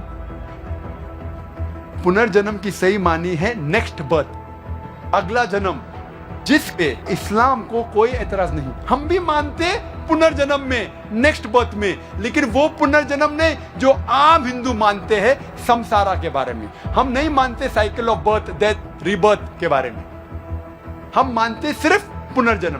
पुनर्जन्म अंग्रेजी में होता है नेक्स्ट बर्थ, अगली जिंदगी। और इसका जिक्र है ऋग्वेद में किताब नंबर 10 पाठ नंबर 16 मंत्रा नंबर 4 और 5 में। तो पुनर्जन्म का जिक्र है, लेकिन ये साइकिल बर्थ डेथ रीबर्थ का जिक्र नहीं है। तो जब हम वेद पढ़ते हैं हमें पता चलता है कि वेद में लिखा है कि और एक जिंदगी है, और अगर आप इस जिंदगी में सफल होंगे, अगर इस जिंदगी में सफल होंगे तो आप जाएंगे स्वर्ग में। स्वर्ग का जिक्र है एक अमन की जगह, एक सलामती की जगह, जिसके नीचे बहेंगी दूध की नदियां, शहद की नदियां, वहां फल होंगे और अमन होगा। अगर आप इस दुनिया में सफलता नहीं पाते तो आप जाते हैं नरक में। नरक एक सजा की जगह है जिसका अक्सर जिक्र है वेद में आग जैसा। डॉक्टर जाकिर नाइक जी ने वेदों का भी प्रमाण दिया है अपने समर्थन में कि उनमें भी ऐसा लिखा है इन श्लोकों में। अब आपको दिखाते हैं वेदों में पुनर्जन्म होता है। ये देखिएगा,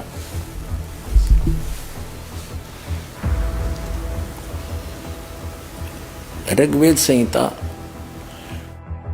इसके संपादक हैं वेद मूर्ति तपोनिष्ठ पंडित श्री राम शर्मा आचार्य। इसके अनुवाद किया हुआ है।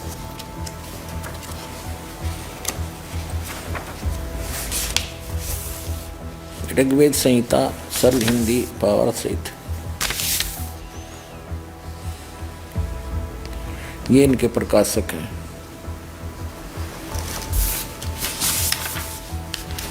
और ये मुद्रक हैं। ये देखिएगा, ये देखिएगा ऋग्वेद मंडल नंबर 10 और सूक्त 16 और मंत्र नंबर 1 से, हे अग्निदेव इस मृत आत्मा को पीड़ित किए बिना, अग्निदेव मन परमात्मा, ये बिना संस्कार संपन्न करें, इस मृत आत्मा को छिन्न भिन्न न करें। हे सर्वज्ञ अग्निदेव, जिसमें आपकी ज्वालाएं इस देह को भस्मीभूत कर दें, उसी समय इसे मृत आत्मा को पितृगणों के समीप भेज दें।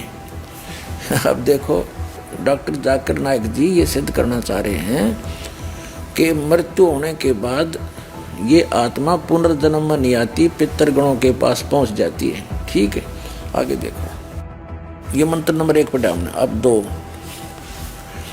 हे सर्वज्ञ अग्निदेव, यानी हे परमात्मा, जब आप मृत शरीर को पूर्ण रूप से दग्ध कर दें तब इस मृत आत्मा को पितृजनों को समर्पित करें, और जब यह मृत आत्मा पुनः प्राणधारी हो, यानी फिर जीवन हो जन्म में, तो देव आश्रय में ही रहे, अर्थात ये भक्ति में लीन रहे जब पुनर्प्राणधारी हो।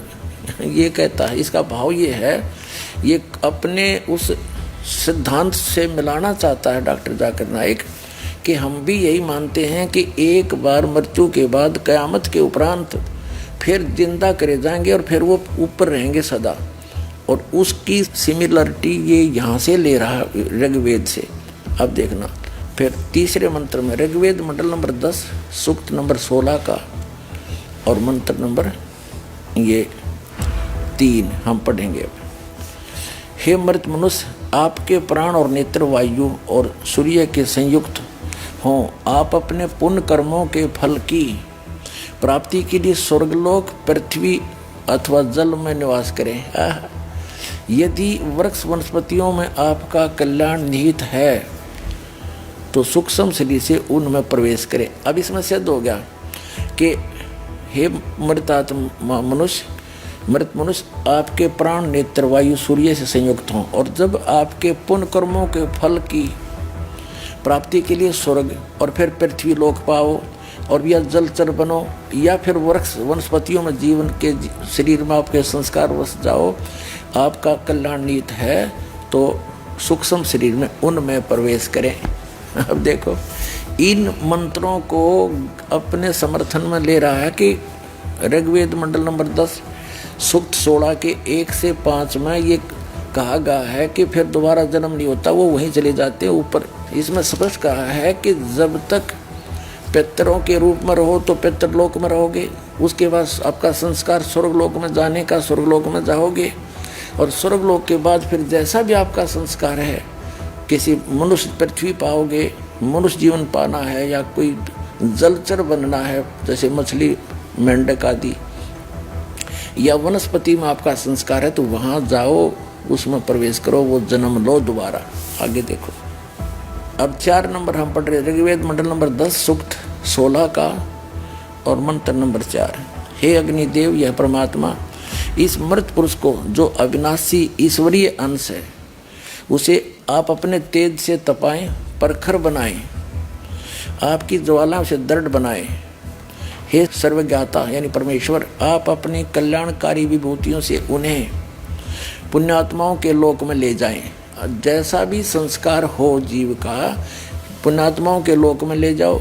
पृथ्वी पाओ तो जैसा उसका संस्कार फिर भी जन्म होगा। आगे देखो, अब 5 नंबर ऋग्वेद मंडल नंबर 10 सूक्त 16 का मंत्र 5 आप पढ़ रहे हैं। हे अग्निदेव, अग्निदेव मन परमात्मा, जो मृत पुरुष आपके लिए सौदायुक्त आहुति के रूप में ग्रहण करता है उसे आप दोबारा पितृजनों के लिए सर्जित करें। हे सर्वज्ञ अग्निदेव, इसका जो आयु भाग शेष है वह प्राण संपन्न हो तथा पुनः सुदृढ़ शरीरधारी बने, यानी फिर से जन्म हो, सुदृढ़ शरीरधारी बने, फिर से जन्म हो। इति सिद्धम, इति सिद्धम के जीव का जन्म मृत्यु होता है, संस्कार वश पितरलोक को प्राप्त होता है, स्वर्ग लोक को भी जाता है और फिर पृथ्वी पर आकर के जलचर यानी जल के जीव जंतु या पेड़ पौधों की योनियां भी प्राप्त करता है। और कंसेप्ट क्लियर करते हैं। अब देखिएगा ऋग्वेद, अब दूसरे अनुवादक का ऋग्वेद मंडल नंबर 10 दिखाते हैं आपको, ये कहाँ से प्रकाशित है।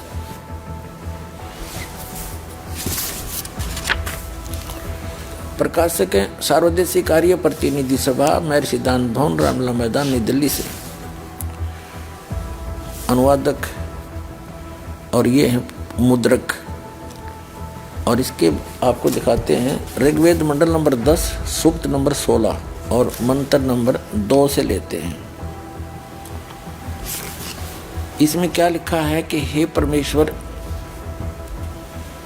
मरणांतर जब कर्म फल प्रदान करते हो और इस जीव को पुनः माता पिता को देते हो, यानी पुनर्जन्म होता है, और जब यह जीव इस प्राण व्यवहार को धारण करके यानी जीव को धारण करता है तब यह इंद्रियों और उनके विषयों के वश में हो जाता है। फिर ऋग्वेद मंडल नंबर 10 सूक्त 16 का मंत्र 3 दिखाते हैं। हे मनुष्य, मरणांतर 13, मरणों के उपरांत 13 नेत्र सूर्य को प्राप्त होता है, आत्मा प्राणवायु को प्राप्त होता है, किए कर्मों के अनुसार आत्मा ध्रुलोक को यानी ऊपर तेजों में लोक को और पृथ्वी लोक को यानी पुनर्जन्म होता है, गच्छ जाता है, पृथ्वी लोक में भी जाता है। यदि उन लोकों की प्राप्ति में तुम्हारी आत्मा का कर्म फल है तो यह शरीर धारण कर जल में भी जाता है और औषधेषु यानी औषधि और वृक्षों की भी योनि को सतिथि पाता है, उसमें भी जाता है। जिन वेद के मंत्रों को डॉक्टर जाकिर नायक जी ने अपने इस समर्थन में लिया है कि आपके वेद भी ये कहते हैं एक बार जन्म होता है फिर वो उन देवलोक में चले जाते हैं, लेकिन इनका वास्तविक अर्थ ऐसे बनता है जो दास ने आपको पढ़कर सुनाया कि पुनर्जन्म होता है। तो आपको दिखाते हैं पवित्र गीता जी के अंदर कि उसमें पुनर्जन्म होता है। गीता ज्ञानदाता कहता है अर्जुन तेरे और मेरे बहुत जन्म हो चुके, तू नहीं जानता मैं जानता हूँ। श्रीमद् भगवद गीता अध्याय नंबर 4 के श्लोक नंबर 5 और 9 में, गीता अध्याय नंबर 2 के श्लोक नंबर 12 में, गीता अध्याय नंबर 10 के श्लोक नंबर 2 में गीता ज्ञानदाता कहता है कि अर्जुन तेरे और मेरे बहुत जन्म हो चुके हैं, तू नहीं जानता मैं जानता हूँ। और मेरे जन्म को ये देवता नहीं जानते क्योंकि उनका आदि कारण यही है। इस गीता ज्ञानदाता कौन है? ये ब्रह्म है, ये ब्रह्म है, सरपुरुष है, वही है जिसने कुरान शरीफ का ज्ञान दिया और ये कभी किसी के समक्ष नहीं आता, इसने प्रतिज्ञा कर रखी है, ये गुप्त रहता है चोरों की तरह। और वो कह रहा है कि मेरा जन्म तो हुआ है लेकिन ये मेरे से उत्पन्न हुए ये देवता ऋषि नहीं जानते। तो पिता की उत्पत्ति संतान नहीं जान सकती, दादाजी बता देते हैं। तो उस दादाजी ने, कंप्लीट गॉड ने, अल्लाह अकबर ने, वो सर्वशक्तिमान परम अक्षर ब्रह्म ने स्वयं आकर के बताया है इस ब्रह्म की भी, यानी गीता ज्ञानदाता अर्थात कुरान शरीफ ज्ञानदाता की भी जन्म मृत्यु होती है। अभी दिखाते हैं, ये देखिएगा पवित्र श्रीमद् भगवत गीता, जयदयाल गोविंद का इसके अनुवादक हैं, गीता प्रेस गोरखपुर से प्रकाशित है। ये है अध्याय नंबर 2 श्रीमद् भगवत गीता, श्लोक नंबर 12। गीता ज्ञानदाता कहता, न तो ऐसा ही है कि मैं किसी काल में नहीं था, अथवा तू नहीं था, अथवा ये राजा लोग नहीं थे, और न ऐसा ही है कि इससे आगे हम सभी नहीं रहेंगे। ठीक। अब अध्याय नंबर 4 के श्लोक नंबर 5 और 8 आपको दिखाते हैं। ये देखिएगा, अध्याय नंबर 4 श्रीमद् भगवत गीता 5, इसका अनुवाद यहाँ पर है 5 का। हे परंतम अर्जुन, गीता ज्ञानदाता कह रहा है, हे परंतम अर्जुन, मेरे और तेरे बहुत से जन्म हो चुके, उन सबको तू नहीं जानता, किंतु मैं जानता हूं। अब अध्याय नंबर 4 के श्लोक नंबर 9 में गीता ज्ञानदाता कहता है कि मेरे जन्म और कर्म दिव्य हैं, अलौकिक हैं। अब देखिएगा अध्याय नंबर 10 के और श्लोक नंबर 2 में क्या कहा है, मेरी उत्पत्ति को, यानी गीता ज्ञानदाता की भी उत्पत्ति तो हुई है, मेरी उत्पत्ति को, ये तो गलत कहें, मेरी उत्पत्ति को अर्थात लीला से प्रकट होने को न देवता लोग जानते हैं, न महर्षि जन जानते हैं, क्योंकि मैं सब प्रकार से देवताओं और महर्षियों का आदि कारण हूँ। अब इससे स्पष्ट हो गया कि जिस श्रीमद् भगवत गीता को डॉक्टर जाकिर नायक जी मुसलमान भाई ने अपने खुदा को, जिसने कुरान शरीफ का ज्ञान दिया, उसको अल्लाह ताला समझने के लिए बताता है को उसको परू करने के लिए वो अजन्मा है, उसके लिए गीता अध्याय नंबर 10 के श्लोक नंबर 3 का हवाला दिया है। हिंदू मजहब की किताब में सबसे मशहूर किताब है भगवत गीता। अगर आप भगवत गीता पढ़ेंगे अध्याय 10 श्लोक नंबर 3 में कि वो खुदा ना कभी किसी को जना है ना जनेगा, और वो सबसे ताकतवर है। देखिएगा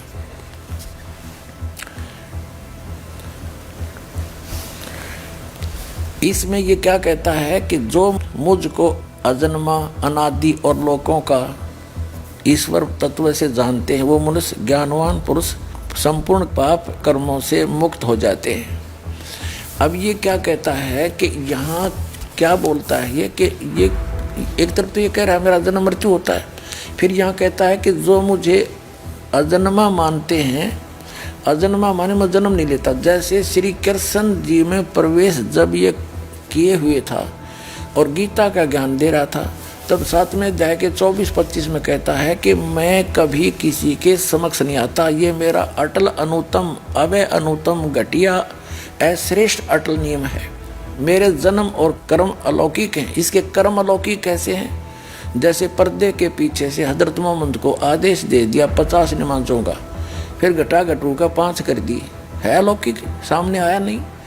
ऐसे ही कहता मेरे कर्म अलौकिक हैं। श्री कृष्ण जी में प्रवेश करके गीता का ज्ञान दे दिया, कहते अब मैं अजन्मा हूँ, क्योंकि अब मैं प्रेत की तरह श्री कृष्ण में प्रवेश करके बोल रहा हूँ। यहाँ अजन्मा का ये अर्थ है। और वहाँ ये स्पष्ट कर रहा है गीता अध्याय नंबर 2 के श्लोक नंबर 12 में, गीता अध्याय नंबर 4 के श्लोक नंबर 5 और 9 में, गीता अध्याय नंबर 10 के श्लोक नंबर 2 में स्पष्ट करता है कि मेरी उत्पत्ति को देवता नहीं जानते, क्योंकि ये इसके द्वारा उत्पन्न किए हैं, और इसका उत्पत्ति करता वो परम अक्षर ब्रह्म अल्लाह अकबर है। और गीता अध्याय नंबर 4 के श्लोक 5 और 9 में ये खुद कहता है अर्जुन तेरे और मेरे बहुत जन्म हो चुके, तू नहीं जानता मैं जानता हूँ। तो पुनर्जन्म गीता जी ने प्रूव कर दिया, पुनर्जन्म होता है, और यही सच्चाई है। वास्तविकता क्या है कि पुनर्जन्म होता है। तो डॉक्टर जाकिर नायक जी का वो विधान भी झूठा सिद्ध हुआ कि पुनर्जन्म नहीं होता, और आपकी पुस्तकों में लिखा है। तो दास का उद्देश्य किसी की निंदा करना नहीं या किसी को नीचा और बड़ा दिखाना नहीं, आपको सच्ची राह दिखाना उद्देश्य रखता है। और दास का उद्देश्य है कि जिन सदग्रंथों को आप समझ नहीं सके उनको समझाऊं और रूबरू कराऊं, क्योंकि अभी तक तो सभी ने रेफरेंस बताए हैं मौखिक। इस दास के ऊपर दया करी है दाता ने और आपके ऊपर मेहर करी है पुण्यात्माओं के, ऐसे उपकरण बनवा दिए। आप आंखों देखोगे तब यकीन हो जाएगा, ना अभी तक तो ये अटपट करके हमें मूर्ख बना ही रहे थे, चाहे वो काजी हों, चाहे मुल्ला हों, चाहे पंडित हों, चाहे मंडलेश्वर हों, चाहे ब्राह्मण हों, ये कोई भी थे, इनको ज्ञान था ही नहीं। हम इनको विद्वान मानते थे क्योंकि अपने धारावाहिक प्रवचन करते थे, रेफरेंस सदग्रंथों के देते थे, ज्ञान उलट बताते थे। और यही दशा इस डॉक्टर जाकिर नाइक जी के अध्यात्म ज्ञान की, इसको कख पता नहीं है अध्यात्म मार्ग का, ये भ्रमित करा पूरे मानव समाज को।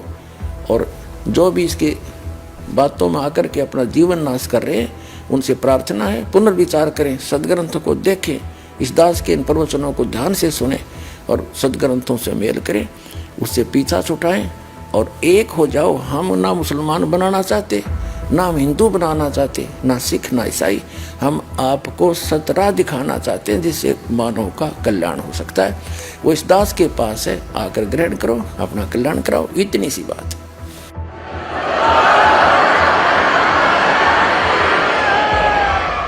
नाजरीन, इस वीडियो का निष्कर्ष ये निकला कि पुनर्जन्म होता है और सभी धर्मों के सदग्रंथों में प्रमाण है कि पुनर्जन्म होता है। आपने अपनी मजहब की पवित्र किताबों में अपनी आंखों से देखा और अपने देखा कि वैज्ञानिकों ने भी अपनी रिसर्च में भी माना कि पुनर्जन्म होता है, जबकि मुस्लिम मौलानाओं और स्कॉलर्स को अपने ही मजहबी किताबों का सही से इल्म ही नहीं और न ही मौलाना और स्कॉलर्स पवित्र किताबों को खोलकर सामने दिखा पाए कि पुनर्जन्म का क्या प्रमाण है। नाजरीन, अगर आपको अभी भी कोई शंका है या आप हमसे सवाल पूछना चाहते हैं तो नीचे दिए गए कमेंट बॉक्स में अपना सवाल लिख दीजिए, हमारी टीम आपके सवाल का जवाब जरूर देगी। अगर आप अपनी शंकाओं के समाधान के लिए हमसे सीधे बात करना चाहते हैं तो इन फोन नंबरों पर हमें फोन कर सकते हैं।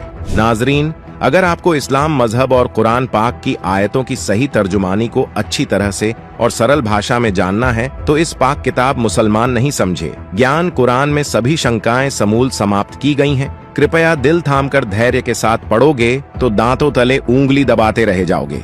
लेखक बाखबर संत रामपाल जी महाराज ने इस पुस्तक को यथार्थ संपूर्ण अध्यात्म ज्ञान से प्रमाणों सहित लिखा है। अगर आप इस पुस्तक को मंगवाना चाहते हो तो निम्न फोन नंबरों पर हमें अपना नाम, पूरा पता भेजें। आपको मुसलमान नहीं समझे ज्ञान कुरान किताब आपके घर तक फ्री में पहुंचाई जाएगी।